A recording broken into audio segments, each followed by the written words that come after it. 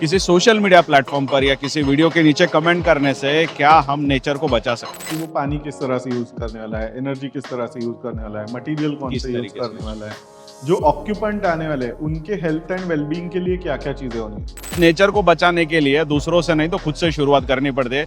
किसी के ना किसी को इनिशिएटिव जरूर लेना पड़ता है। इंडियन ग्रीन बिल्डिंग काउंसिल ये गवर्नमेंट रिकॉग्नाइज ऑर्गेनाइजेशन है जो बिल्डिंग ग्रीन है या नहीं है ये इवैल्यूएट करती है।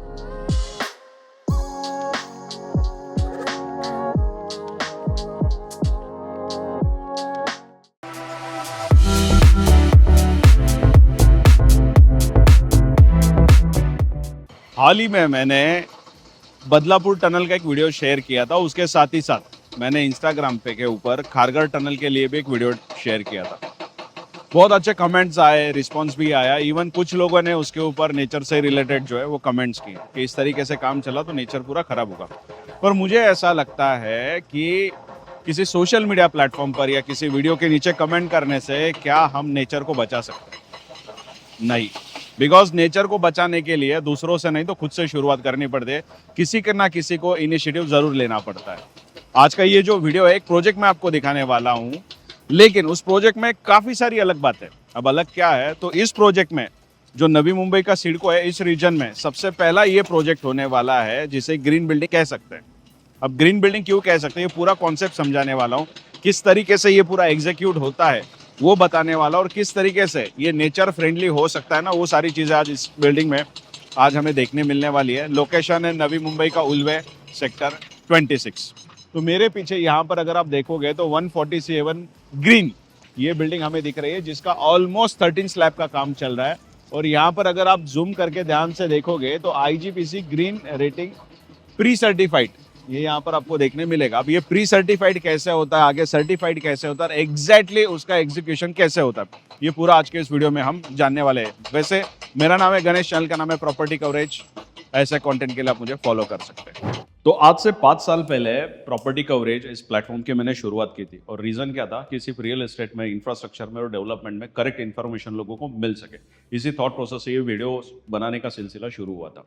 पर आज की डेट में जब मैं पीछे मुड़ के देखता हूँ तो रियल एस्टेट में लीड्स कन्वर्शन का रेशो ज़्यादा देखने मिलता है। इन्फॉर्मेशन का तो देखने मिलता ही है, लेकिन जो भी प्रोजेक्ट्स या फिर रियल एस्टेट के जो भी प्रॉपर्टीज होती है वो मैं दिखाता हूँ, डेफिनेटली उस प्रोजेक्ट पे विजिट्स बढ़ती है। पर मुझे ऐसा लगता है कि इससे ज़्यादा मेरा इनिशिएटिव बनता है कि लोगों तक करेक्ट इन्फॉर्मेशन पहुंच सके। आज की डेट में सिर्फ एंड यूजर या फिर बायर्स या इन्वेस्टर्स ही प्रोजेक्ट्स पे नहीं जाते, तो इस चैनल को फॉलो करते हैं channel partner, brokers, developers and builders. तो आज का ये जो वीडियो है उन सभी लोगों के लिए है जिनको अच्छा लगता है रियल एस्टेट में अपने आप को अपग्रेड रखना। बिकॉज आज के इस वीडियो में मैं आपको बताने वाला हूँ कि ग्रीन सर्टिफाइड बिल्डिंग कैसे होती है, ग्रीन बिल्डिंग का कॉन्सेप्ट कैसा है, एग्जीक्यूशन कैसा होता है, वो सारी इन्फॉर्मेशन आज आपके साथ शेयर करने वाला हूँ। और ये इन्फॉर्मेशन शेयर करने के लिए आज हमारे साथ स्पेशल गेस्ट है। Sir, first of all thank you so much, आप स्पेशल इनविटेशन पे यहाँ पे आए और ये हमको चांस मिला कि हम एग्जैक्टली इस पूरे थॉट प्रोसेस को समझ सकें। राइट, ठीक है। तो आप मुझे बताइए कि IGBC होता क्या है एग्जैक्टली? ओके, सो कोई भी बिल्डिंग एनवायरनमेंट फ्रेंडली है, इको फ्रेंडली है, ये कैसे डिसाइड करेंगे? कोई भी बोल सकता है कि मेरी बिल्डिंग ग्रीन बिल्डिंग है या एनवायरनमेंट फ्रेंडली। तो वो चेक करने के लिए there is organisation called as IGBC, Indian Green Building Council. Indian Green Building Council. Okay. Indian Green Building Council ये गवर्नमेंट रिकॉग्नाइज ऑर्गेनाइजेशन है जो बिल्डिंग ग्रीन है या नहीं है ये इवैल्यूएट करती है। ओके। सो उन्होंने एक फ्रेमवर्क बनाया है जिसके बेसिस पे बिल्डिंग को इवैल्यूएट किया जाता है और फिर बिल्डिंग को बोला जाता है कि ये बिल्डिंग ग्रीन है या नहीं है। तो उसका जो रेटिंग होता है उसको बोलते हैं IGBC रेटिंग।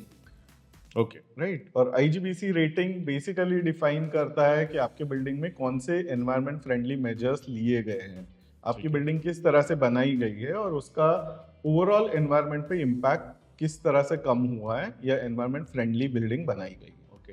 और इसका एग्जीक्यूशन कैसे होता है? जैसे प्लॉट लेने के बाद ही शुरू करना पड़ता है, कैसे शुरू? सो जब हम लोग एनवायरनमेंट फ्रेंडली बिल्डिंग्स की बात करते हैं उसका शुरुआत डिजाइन लेवल से होता है। Designing levels. या बिकॉज आपकी बिल्डिंग अगर सही से डिजाइन नहीं की गई है तो बिल्डिंग जब ऑपरेशन में आएगी, जब लोग यूज करेंगे तो बहुत ज़्यादा इलेक्ट्रिसिटी कंजम्पशन होगा, बहुत ज़्यादा पानी कंज्यूम होगा, ड्यूरिंग कंस्ट्रक्शन बहुत सारा पोल्यूशन होगा, और ये सारी वजह से बिल्डिंग एनवायरनमेंट फ्रेंडली नहीं रहेगी। Okay. तो डिजाइन लेवल पे आपने सारी चीजें अगर सही से कर दी तो आपकी बिल्डिंग एनवायरनमेंट फ्रेंडली हो सकती है। तो Okay. शुरुआत डिजाइन लेवल से होती है।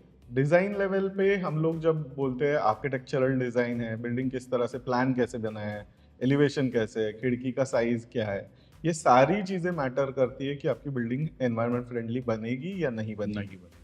तो प्री सर्टिफिकेशन किया जाता है, मतलब क्या है कि बिल्डिंग बनने से पहले डिजाइन प्लान को किया भी, जाता है। हाँ, डिजाइन को भी इवेल्युएट किया जाता है। जब हम लोग कोई भी प्रोजेक्ट को प्री सर्टिफाइड बोलते हैं, उस टाइम पे बिल्डिंग का जो डिजाइन है, आर्किटेक्चरल डिजाइन, आपके सर्विसेज जो है, इलेक्ट्रिसिटी कैसे यूज होने वाली है, पंपिंग सिस्टम क्या है, लिफ्ट कैसे आने वाले हैं, प्लम्बिंग सिस्टम क्या है, ये सारे चीजों का डिजाइन भी चेक किया जाता है। उसके प्रोटोकॉल्स उसके प्रोटोकॉल्स होते हैं, उसके बेसिस पे बिल्डिंग को ग्रीन सर्टिफाई, प्री सर्टिफाई किया जाता है। ओके, तो इसमें वो जो प्रोडक्ट यूज होता है वो भी सर्टिफाइड होता है। बिल्कुल। सो आप कोई भी बिल्डिंग जब बनाओगे, उस टाइम पे बिल्डिंग बनाते टाइम जो मटेरियल यूज होने वाला है, जो प्रोडक्ट यूज होने वाला है, वो कितना एनवायरनमेंट फ्रेंडली है, उसके बेसिस पे बिल्डिंग एनवायरनमेंट फ्रेंडली बनेगी। ओके, राइट, तो प्रोडक्ट को भी सर्टिफिकेशन किया जाता है कि कौन से प्रोडक्ट आप यूज कर रहे हो, वो मैन्युफैक्चर होते टाइम एनवायरनमेंट फ्रेंडली है कि नहीं। तो उसके लिए ग्रीन प्रो सर्टिफाइड प्रोडक्ट्स रहते हैं, वो अगर आप लोग यूज कर रहे हो तो आप समझ सकते हो कि बिल्डिंग ग्रीन बन रही है। पर ये तो इनिशियल स्टेज हो गया, जो गवर्नमेंट और जो डेवलपर होगा, बिल्डर होगा और जो काउंसिल होगा, ये प्रोसेस करेंगे। राइट। पर इस तरीके से कंस्ट्रक्शन करने से एंड यूजर को क्या बेनिफिट होगा?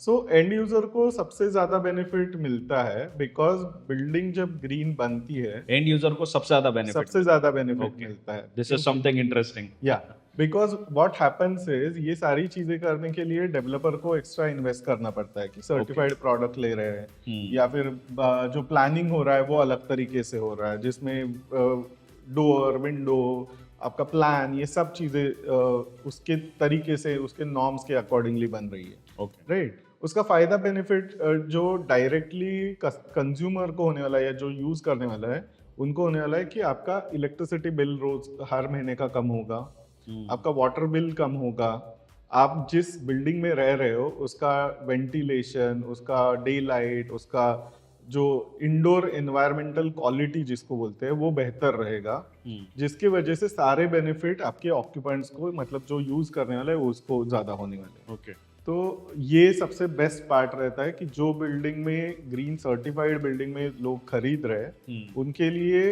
ये सबसे लॉन्ग टर्म बेनिफिट जिसको बोलते हैं, क्योंकि बिल्डिंग में फ्लैट अगर मैंने लिया तो मैं अगले 30 साल 50 साल वो यूज करने वाला हूँ, और वो यूज करते टाइम आपको कंटिन्यूअस बेनिफिट मिलने वाला है। पर एक चीज मुझे आपसे समझनी थी कि इतनी सारी चीजें है तो इसका अवेयरनेस इतना नहीं है लोगों में। मैं मतलब देख रहा हूँ सिडको में, आज हम जिस बिल्डिंग पे रुके हैं 147 ग्रीन पुलवे सेक्टर 26 में, तो सिडको का शायद से ये जो ये अथॉरिटी पहला बिल्डिंग, सर्टिफाइड बिल्डिंग तो चैलेंजिंग है सच में इतना कि इजीली हो जाता है? चैलेंजिंग नहीं है, बहुत थॉटफुली पहले से करना पड़ता है। ओके, मतलब ऐसे नहीं है कि आपने बिल्डिंग बना दी और उसको सर्टिफाई किया।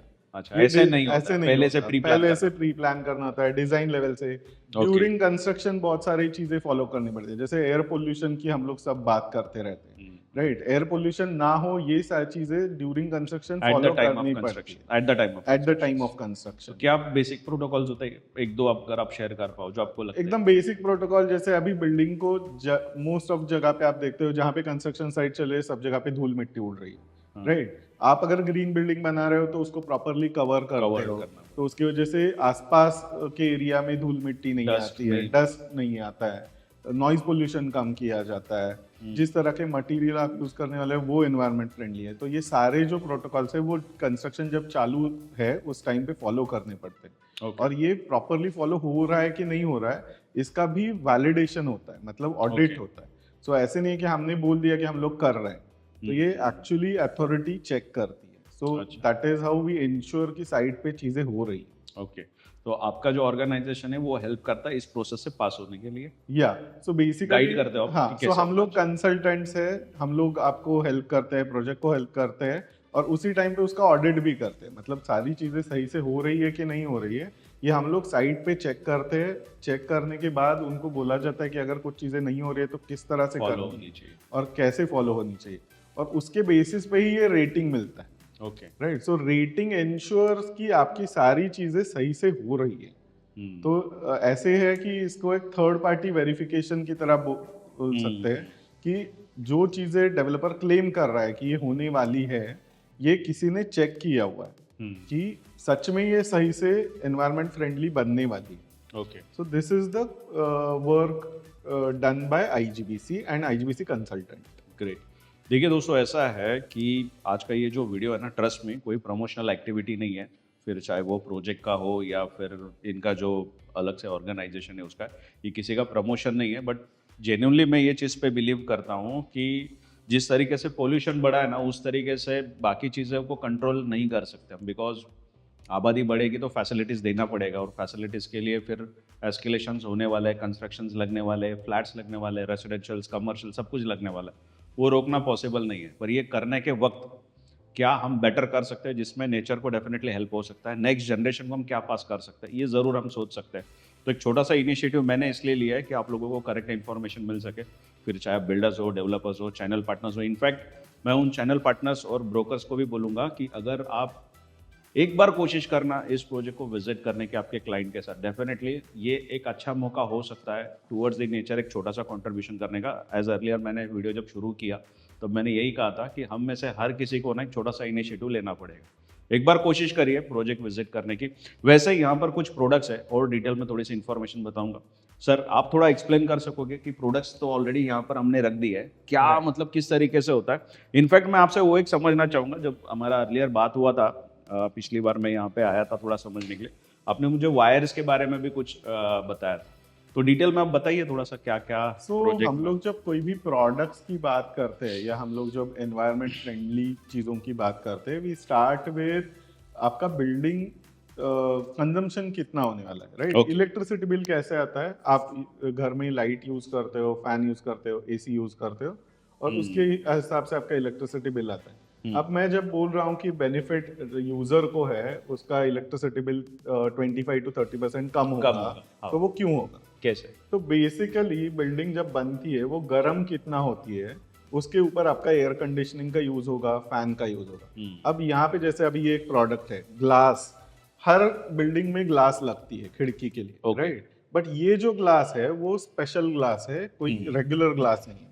ओके। स्पेशल मतलब क्या है? लो एसएचजीसी, जिससे हीट गेन कम होता है, ऐसी वाली ग्लास है। ओके। दिखने में आपको रेगुलर ग्लास लगेगी, बट इससे आप अगर 100 यूनिट कोई भी खिड़की पे ही धूप आती है या हीट आती है, तो ये वाली खिड़की से सिर्फ 50 अंदर आएगी, 50 बाहर रिफ्लेक्ट हो जाएगी। ओके। तो इससे क्या होगा? आपका एयर कंडीशनिंग का कंजम्पशन कम होगा। कंजम्पशन कम। वॉल का जो मटेरियल यूज हुआ है वो एसी ब्लॉक्स यूज हुए हैं, जिससे थर्मल इंसुलेशन मिल रहा है। थर्मल इंसुलेशन मिल रहा है, मतलब गर्मी कम होगी, कम, तो आपका एयर कंडीशनिंग का यूसेज कम होगा, कंजम्पशन कम होगा, आपका इलेक्ट्रिसिटी बिल बचेगा, राइट? इस तरह से जैसे टॉप टेरेस है, तो टॉप टेरेस पे रिफ्लेक्टिव व्हाइट कलर का पेंट आता है।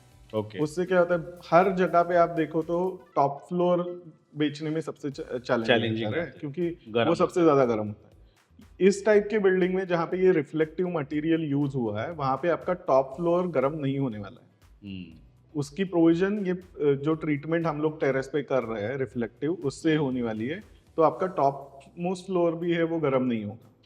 तो इस तरह से सारे मटेरियल्स है। अभी ये ग्लास है, ये खिड़की जो है यूपीवीसी विंडोज यूज कर रहे हैं, ओके, राइट?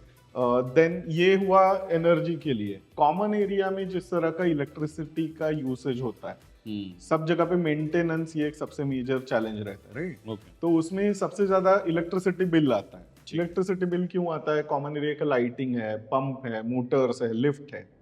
ये प्रोजेक्ट में या जब हम लोग ग्रीन बिल्डिंग बोलते हैं, तो ये सारे प्रोडक्ट्स एनर्जी एफिशिएंट रहते हैं, राइट? मतलब जिसमें कम एनर्जी यूज हो। अब लाइटिंग जो होगा कॉमन एरिया का, उस पे सेंसर लगे हुए, मतलब क्या होगा? जब ये वो यूज में नहीं है उस टाइम अपने आप बंद हो जाएगा।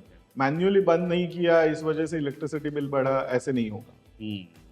उसके सिवा यहाँ पे होने वाला है सोलर पीवी। जो भी कॉमन एरिया का एनर्जी कंजम्पशन होगा लाइटिंग के लिए, वो 100% सोलर पे कैटर करेगा। तो आपका जो कॉमन एरिया का मेंटेनेंस का बिल आता है, वो भी ग्रीन बिल्डिंग में 30 to 40% कम आता है। Again benefit to consumer, and user, right? तो ये सारी चीजें हैं, जैसे अभी कॉमन एरिया का मैंने इलेक्ट्रिसिटी का बोला, वैसे ही पानी का होता है, राइट? जो यहाँ पे आप देख सकते हो प्रोडक्ट्स हैं, प्लम्बिंग फिक्सचर्स, Okay. राइट? अब ये जो प्लम्बिंग फिक्सचर्स रहते हैं, शॉवर होगा या नल होगा या आपका Tap, रेगुलर जितने भी टैप है या इवन फ्लशिंग के लिए जो टॉयलेट के लिए फ्लशिंग आता है, ओके राइट? तो इसमें ये वाटर एफिशिएंट है। जैसे एनर्जी एफिशिएंट होता है वैसे वाटर एफिशिएंट भी होता है। अच्छा, हर जगह पानी पे कम लगता है? पानी कम लगता है।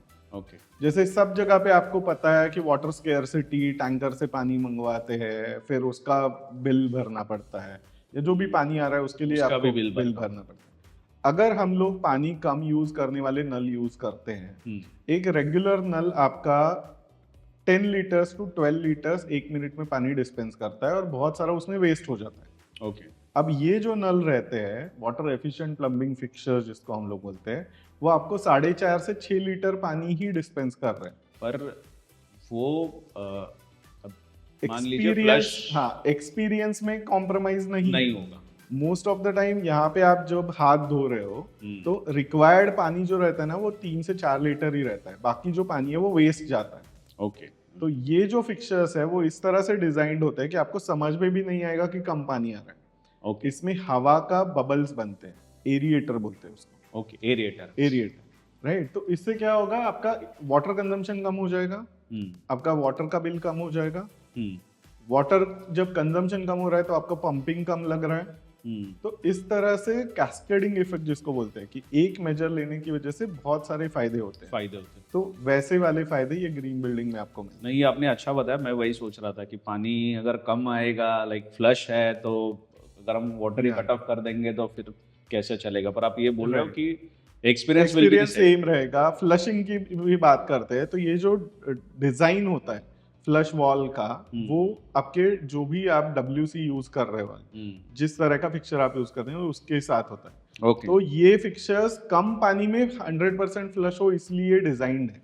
ओके सो कोई रेगुलर फिक्सचर नहीं है ये। सो बेसिकली कम पानी में आप प्रॉपर जो आपको फ्लश चाहिए वही मिलेगा, ओके। बट इसका फायदा ये होगा कि पानी कम लगेगा। एक बार सर वो वायर्स का बता रहे थे, वो थोड़ा अगर बता पाओ। ये वायर्स का इन्होंने मुझे थोड़ा सा डिस्कशन हुआ था।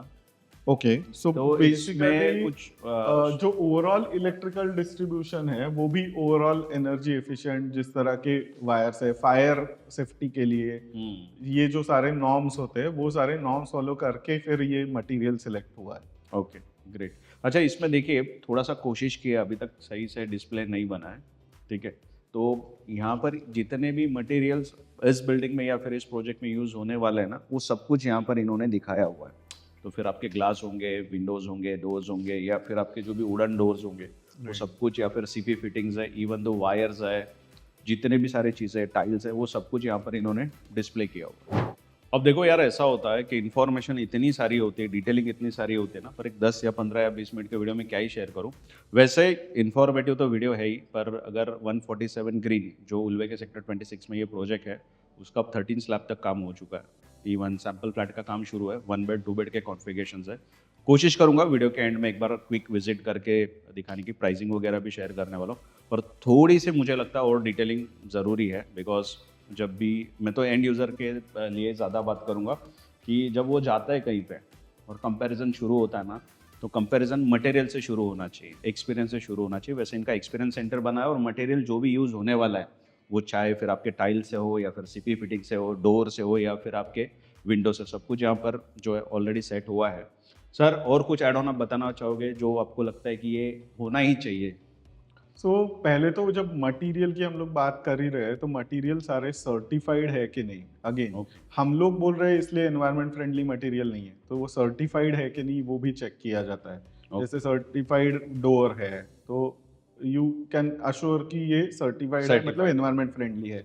टाइल्स है तो उसके भी सर्टिफिकेशन, सो इवन आपके एक्सपीरियंस सेंटर में सर्टिफिकेट्स भी दिखाए गए हैं कि हम लोग जो बोल रहे हैं, तो ये जो सर्टिफिकेट्स है वो सारे मटेरियल कौन सा यूज हो रहा है उसका सर्टिफाइड है कि नहीं, उसका सर्टिफाइड है। तो ये वैलिडेशन जो हम लोग बात कर रहे थे कि कोई थर्ड पार्टी है जिसने चेक करके बताया कि ये एनवायरनमेंट फ्रेंडली है, तो ये भी है। So it is not like कि रैंडम आप गए और रैंडम टाइल्स आप लेके आए। हाँ एग्जैक्टली तो वो सर्टिफाइड है कि नहीं, वो सच में एनवायरनमेंट फ्रेंडली है कि नहीं, ये चेक किया गया है और उसके बाद ही वो मटेरियल यूज हुआ है। ठीक है। बेसिकली प्री सर्टिफाइड ये जो वर्ड यूज होता है, तो जो जो मैं समझा, correct me if I am wrong, कि आपको पहले डिजाइनिंग एग्जीक्यूट करना होता है, उसके बाद में जो भी मटेरियल आपको यूज करना है वो सारे मटेरियल सर्टिफाइड होने Certified चाहिए और वही आपको यूज करना है, रैंडम जाके आपको नहीं करना है। और जिस तरीके से ये काम आगे बढ़ेगा उस तरीके से रेटिंग भी मिलता है। रेटिंग भी तो मिलता उसमें कुछ पैरामीटर्स होंगे आपके? हाँ में सो कुछ भी? रेटिंग में जनरली क्या होता है कि सिल्वर, गोल्ड और प्लैटिनम इस तरह से रेटिंग रहता है। सो Okay. कोई भी प्रोजेक्ट को टोटलिटी में इवेलुएट किया जाता है कि वो पानी किस तरह से यूज करने वाला है, एनर्जी किस तरह से यूज करने वाला है, मटेरियल कौन किस से यूज तरीके से करने use वाला है, जो ऑक्यूपेंट आने वाले हैं उनके हेल्थ एंड वेलबींग के लिए क्या क्या चीजें होनी है, जैसे बेसिक डे लाइट प्रॉपर है कि नहीं, वेंटिलेशन प्रॉपर है कि नहीं, ये भी चीजें, एमिनिटीज कौन सी दे रहे हैं, उनके हेल्थ और वेलबींग के लिए पेंट कौन से यूज करने वाले हो, केमिकल कौन से यूज करने वाले हो, जिससे कोई इम्पैक्ट जो ऑक्यूपेंट है जो यूज करने वाले हैं उनके हेल्थ पे नहीं हो रहा है ना, ये भी चेक किया जाता Okay. है। So this is again a major thing कि it is not only for environment, आप जो ऑक्यूपेंट है जो लोग यूज करने वाले हैं उनके हेल्थ के लिए भी सेफ है कि नहीं, ये भी चेक किया जाता है। ओके। तो बेनिफिट सबसे जैसे ज्यादा, जैसे मैंने बोला कि ऑक्यूपेंट को है, जो यूज करने वाले उसको है, तो उसमें मेजर बेनिफिट यही है कि आपका एनर्जी बिल कम होगा।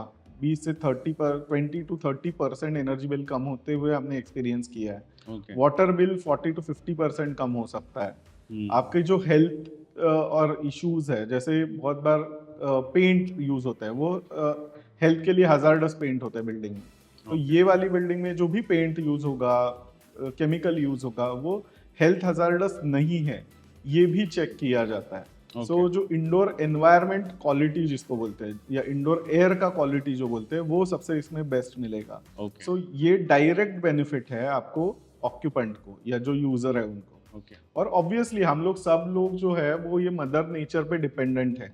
अगर मदर नेचर सही से नहीं है तो we won't be able to survive here, right? So environment के लिए भी ये सबसे ज्यादा बेनिफिशियल है। Okay. क्योंकि ये पूरा थॉटफुली डिजाइंड है, थॉटफुली एग्जीक्यूटेड है, और कोई भी चीज जो साइट पे हो रही है उस टाइम पे एनवायरनमेंट पे उसका इम्पैक्ट क्या होने वाला है वो देखा गया है। करेक्ट। सो अगर हमें शुरुआत करनी है, हम लोग सब बोलते हैं कि एनवायरनमेंट को बचाना है, इको फ्रेंडली लाइफस्टाइल होनी चाहिए, तो ये सबसे इम्पोर्टेंट स्टेप हो सकता है कि आप ग्रीन बिल्डिंग में घर खरीदो, या आपकी बिल्डिंग ग्रीन है कि नहीं ये चेक करो। Okay, great. जो लोग हमेशा कमेंट करते हैं ना वीडियोस में कि सेव द नेचर, उनका ये अब रिस्पॉन्सिबिलिटी बनता है कि ये वीडियो शेयर करना चाहिए। एक लास्ट क्वेश्चन पूछना चाहूँगा, थोड़ा फनी लग सकता है, ये डोर जितने हेवी क्यों है? This is basically fire rated doors, जो भी आपके, सो फायर सेफ्टी ये भी एक मेजर चैलेंजेस आजकल देखते हैं हम लोग, बिल्डिंग में आग लग जाती है, तो ये जो डोर्स है ये फायर सेफ्टी डोर्स ये है। कहाँ लगने वाला है? सो ये जो भी आपकी फायर स्टेयरकेस रहेगी, मतलब इन केस ऑफ इमरजेंसी ऐसे कोई हादसा होता है तो आप स्टेयरकेस से नीचे आते हो, बट बहुत बार क्या होता है कि ये डोर्स प्रॉपरली नहीं होते, तो यही पहले आग पकड़ लेते हैं। तो ये जो डोर्स है वो फायर सेफ्टी डोर्स है, 2 घंटे तक ये डोर को कुछ नहीं हो सकता है, so in case of emergency. So actually okay, continue. या सो ऐसे सारे मेजर्स जो है वो ये बिल्डिंग में इम्प्लीमेंट हो रहे हैं। Actually it's look like a safety door, जो wall Yeah, it is a safety door and specifically designed for 2 hours resistance. 2 hours 2 hours resistance. चलो, ग्रेट, बढ़िया। तो देखिए यार, ऐसा है कि ये मेजॉरिटी इन्फॉर्मेशन शेयर कर दी, पर मुझे लगता है अभी भी कमी है, पर मुझे फ्लैट भी दिखाने थे थोड़े से। वैसे ये सेक्टर 26 है, प्लॉट नंबर 147 है, और बिल्डिंग का नाम 147 ग्रीन। 147 ग्रीन। ग्रीन कॉन्सेप्ट पे इसके लिए नाम ही ग्रीन रख दिया है। अभी कितना % काम हुआ है सर? हम लोग का सिविल वर्क अभी वे ऑन द 13 स्लैब, जो हम लोग का फाइनल स्लैब है। ओके। 12th फ्लोर का काम चालू है। अच्छा। We already started interior work, tiling, flooring, everything started. Okay. So, show flat भी बना रहे? Show flat we making 2 sample flats, Okay. 2 BHK का एंड 1 BHK का। Okay. So both variants will be visible to the clients. Okay, so this will be a lobby? Yes, this area will be the lobby. Okay. तो 2 staircase और 2 2 lobby. staircases. This will be our main lift. Or that side will be a एक fire lift. Stretcher lift कुछ था ना इसमें? Yeah, stretcher lift. this is the bigger lift and that's the fire lift. Okay, okay, चलते हैं ऊपर, देखिए। चलिए That ऊपर side. चलते हैं। ओके। अब देखो यार, ऐसा है कि ये वीडियो टिपिकली मैंने बिल्डिंग बनाने के लिए हम लोग ने नहीं शुरू किया था। I was just wanted to share the information of green concept, पर सर थे यहाँ पे तो मैंने सोचा थोड़ी सी इंफॉर्मेशन ले। तो 1 बेड 2 बेड के कॉन्फ़िगरेशंस है ना? 1 bedroom and 2 bedroom, each floor पे हमारे 5 फ्लैट है। 5 फ्लैट है। 2 बेडरूम 2 है एंड 1 बेडरूम 3 है। Okay, so this is what, this is 2 this is a 2 bedroom okay, and this will be a show flat, तो will be giving this fully furnished with furniture कि आप कैसा flat बना सकते हैं। आप वहाँ पे भी पूरा विजुअलाइज करके ये फ्लैट देख सकते हैं पूरा। Okay, so how much time it will take to get ready? This sample flat will be ready in another couple of weeks. 2 हफ्ते में रेडी 2 हो हफ्ते जाएगा। में रेडी होगा। तो 2 हफ्ते के बाद अगर आप विजिट करोगे तो एग्जैक्टली आपका फ्यूचर 2 BHK कैसा लग सकता है आप या लगने वाला है, कैसा बना सकते हैं आप बना पूरा देख सकते हैं। वो देख सकते हैं। वैसे कंप्लीशन कब तक का प्लान है आपका? हमारा मार्च से अप्रैल नेक्स्ट ईयर का प्लानिंग है, 2027। अब ये जो 2 बेड है, this is like an 2 BHK का लिविंग रूम है। इस तरफ आप आपका डाइनिंग वगैरह सेट कर सकते हैं।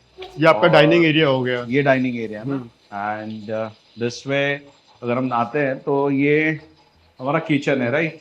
यस, तो 2 platform, specially space for refrigerator and या वॉशिंग मशीन। washing machine. या That side will be a washing refrigerator, right? And Yes. This is for a washing machine. This is the washing machine. Okay. Then you have your cooking and preparation counter. Preparation counter दोनों separate. चलो बढ़िया। अच्छा, जो भी material हम नीचे देख रहे थे ना एक्सपीरियंस सेंटर में, वही ऑलरेडी इंस्टॉलेशन का काम शुरू है, तो आप लोग आके वो भी देख सकते हैं। यस, सो ये कॉमन 2 बेड है। This is our master bedroom. Okay, अच्छा, मास्टर बेड ये है। ओके, सो किस तरीके से आपके वार्डरोब्स होंगे, बेड्स होंगे, स्टोरेज कैसा बनेगा, सब कुछ ऑलरेडी प्री प्लान है, दिखाया जा रहा है कि कैसा। पर ये अच्छा कॉन्सेप्ट है, फुल At वो least काफी लोगों नया को समझ concept में है। आएगा कि कैसा बनने वाला है ना, यस, या बना सकते हैं फ्यूचर में। सो दिस इज द वॉशरूम, यहाँ पर इस तरफ अच्छा साइज दिया है ये वॉशरूम का भी। चलो, 1 बेड का भी बना रहे हैं हम वैसे। 1 बेड का भी सैंपल फ्लैट हम लोग बना रहे हैं। ओके, शो फ्लैट नहीं है। शो फ्लैट नहीं है, विद Furniture फर्नीचर वाला नहीं नहीं है। है। हाँ, ओके, बट सैंपल फ्लैट जरूर है। वैसे जो न्यू यूजर्स, जो सब्सक्राइबर्स है, फॉलोअर्स है, उनको बता दूं, शो फ्लैट वो होता है जो शो पर्पस के लिए बनाया जाता है कि ऐसा बना सकते हैं, और सैंपल वो होता है कि इस तरीके से हम डिलीवर्ड करने वाले हैं।